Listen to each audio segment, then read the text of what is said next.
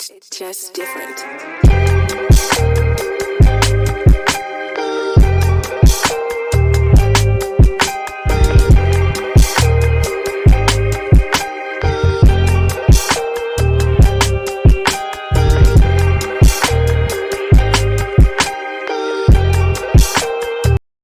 And welcome back to B.A.R Fitness Podcast. I'm your host, Dwayne, and this is B.A.R Fitness, a podcast and YouTube channel I created to document my fitness journey.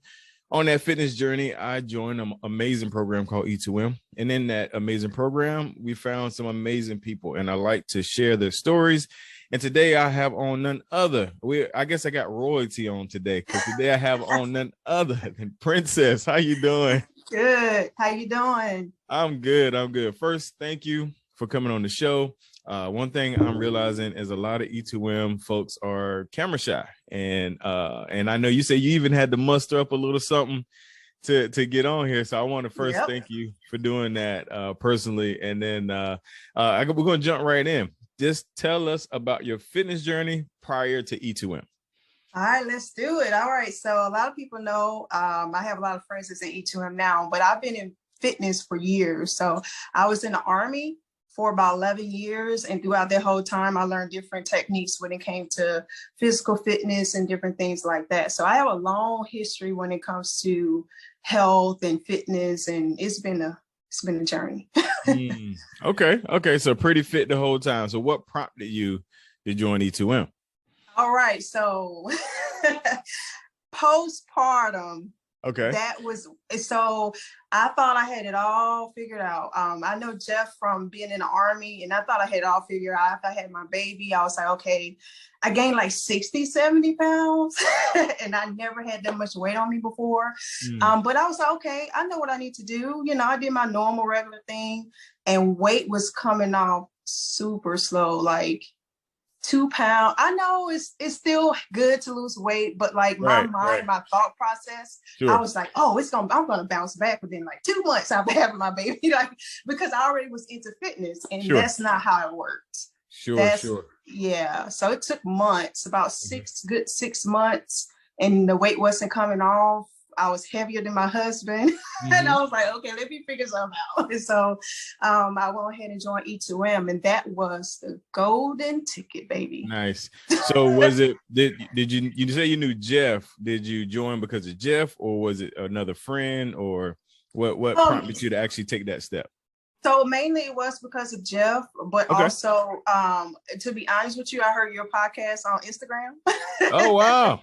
I was actually listening to it, and then some OGs was on, and I'm like, oh my God, duh. Then I was like, okay. And I started getting E2M obsessed before the challenge started, and looking at all the before and afters. And then I also saw that they had a pregnancy, postpartum program. And that's what prompted me. And I was like, wow, okay, let me put my ego to the side, because what I'm doing ain't working.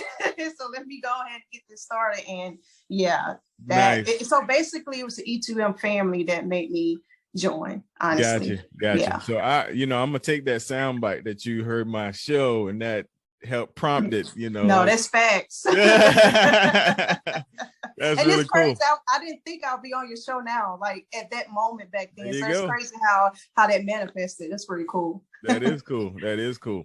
So you said something that was really, really key that I like, and I dealt with this too. When you had to put your ego aside, talk about coming into the program, fitness, your body, and seeing all this stuff that's different than what you're used to. What was that mindset like that first week? To be honest, I went back to student mode. I mean, because I knew it wasn't working. So it was no point of like, at that point, I had no choice. I literally had no choice. Right. So I went from reading every single detail, like everything, and listening to all the lives and listening to the testimonials of the OGs, and literally just went head in 100%. Like I went like hard, like I had no choice, Yeah. And once you get like to that point of desperation, you literally just do what you have to do to get to where you're trying to get to. So that's real. Yeah.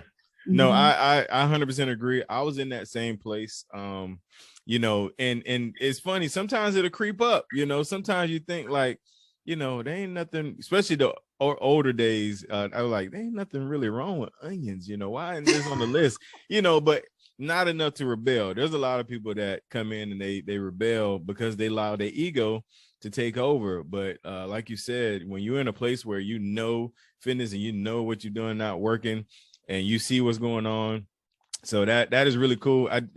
We're similar in that aspect because I was the same way out. I was like, well, shucks, ain't nothing else ever worked. So we're going to see what my slogan, my first round was, I'm going to see what the end going to be, like the old folks used to say. That's right. That's All right. So getting into E2M, you said the kind of Fit Fam kind of pulled you in. What was that experience like when you kind of started to find your tribe and your community? Because I see you ladies, I be jealous. Yeah. Y'all be doing y'all thing.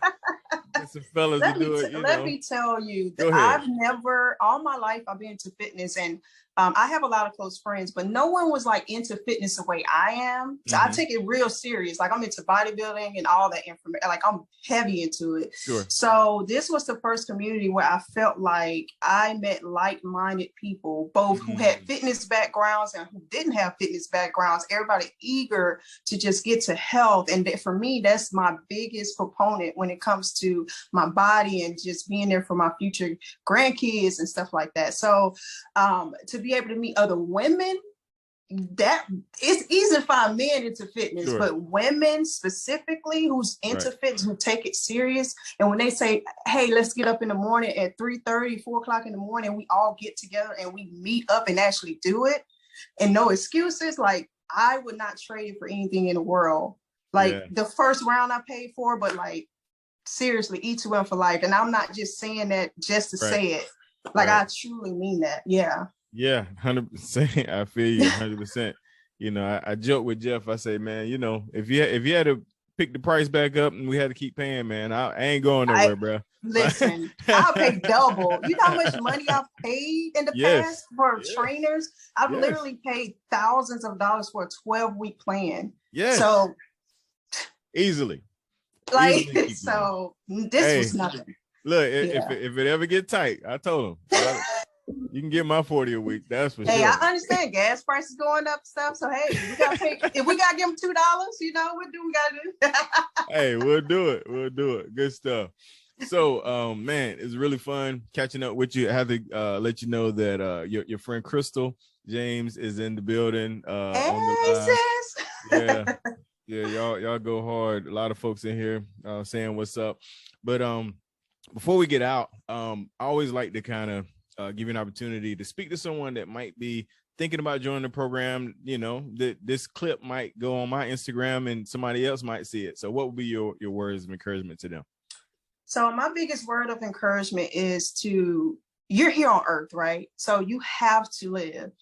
So I like to compare fitness to driving a car. You need to get from point A to point B. You always going to be driving. All the time you're going to be driving your car. And I compare that to fitness. So when you first start learning how to drive your car, you're nervous and you're like, oh, I don't know how to drive. You have a teacher teaching you things to get to that point where you're comfortable. Then you get to the point where you're driving and it's like second nature. And that's how I look at E2M. Literally, when I got into E2M, I was like a student, learning how to drive, getting nervous. But I figured I can do this. My teacher, the coaches, OGs motivating me to keep going and keep doing what I'm doing. So you're going to have times when you're driving that car where you're going to run a red light, you might speed, whatever it may be. You're going to have hiccups in your fitness journey. But no matter what, you have to get in that car. So always remember that you have to push forward. You're going to have ups and downs. I'm not perfect. No one at E2M is perfect. Even the coaches, they might have times where it's hard. You might have accident. Like I'm about to get a hip surgery. So that's going to be my third hip surgery, to the point where I'm going to be limited, but I'm not letting that stop me. I'm still pushing forward. So just be encouraged, just get started. And those new Jesus doing their first round right now, just keep moving forward. If you messed up yesterday, just keep going. I promise you it's worth it. You're going to start getting that momentum. You're going to start seeing that body change in that mirror, baby. So just get started. We're here to support everyone. I'm here if you need an accountability partner or someone just, for words of encouragement, especially our new mamas out there, hit me up. That's what's up. That's what's up. You about made me run around this house. Got me hyped. I love it. No, that speaks to the heart of the program. Everything you just mentioned. Just a whole bunch of people willing to help and want to see everybody win and want to see everybody healthy. So absolutely, you hit that right on the nail. So thank you again, sis. This was fun. Thank you for having me. For sure. We will have to bring you back, and maybe I get all the ladies from y'all morning workout in here all at one time. So you guys just talk it up. All right, folks, to the B.A.R Fitness fam. Appreciate you guys listening to the B.A.R Fitness podcast. We end the show the same way every time. That is 1 Timothy 4:8. Remember that Paul says it's good to take care of the physical body. It's a good thing, but we also have to take care of our spiritual as well. Until next time, God bless, and we are out.